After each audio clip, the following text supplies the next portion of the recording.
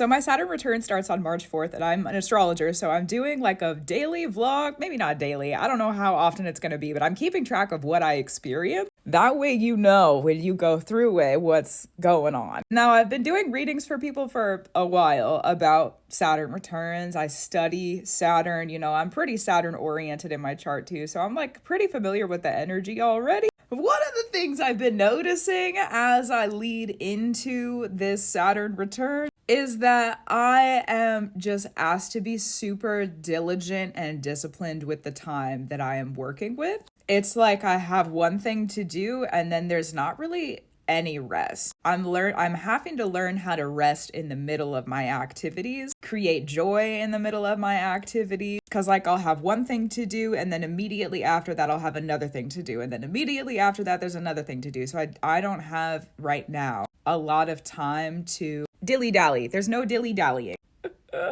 Not only is there no dilly-dallying, it's like really diligent. Like I can feel that if I stop the flow of whatever it is that I need to do from thing to thing or session to session, that there's gonna be regression. Like I'm gonna go backwards a little bit, and with what I want to have happen through the Saturn return, I can't have it. It cannot be a thing. So I know like a couple years from now, there's certain things, love Saturn. Like I said, I've been working with Saturn, understanding the Saturn pattern for a while. It's one of the bigger parts of my chart. I have a Saturn stellium, 2 Capricorn, 1 Aquarius. I'm a Scorpio sun, and part of my Scorpio is indirectly ruled by Saturn, and then my Saturn is ruled by Mars, which also rules Scorpio. And then my Mars ruler is ruled by Scorpio. My Mars is in Virgo. It's ruled by Mercury, Scorpio. Mercury's in Scorpio for me. So I have this back and forth largely between Scorpio and Saturn in my chart, which means that there's like order,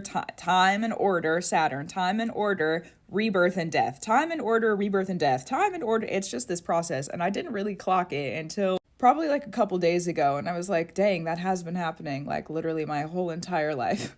Cool. I also have had this on my calendar that my Saturn return starts on March 4th. I've had it on my calendar since like October or November when I made my calendars for this year, and I forgot until literally like yesterday. So that's how in the present I have been. Maybe that's a good way to explain. I'm being asked to be very present and very like up in the work presently. It doesn't feel like I have an option. Doesn't feel like there is an option. It feels like if I rebel against that, if I rebel against being present and being in the, it feels like I'm gonna get my, feels like somebody's gonna knock me on the head, okay? And I don't need that. There are some other words I was gonna say, but there are children on this app, so I'll just leave it at that. Ooh, yeah. So that's it so far. That's what I've got going on so far. Also, because Saturn is in Pisces right now, my 10th house is also Pisces. So, okay, thank you, Spirit.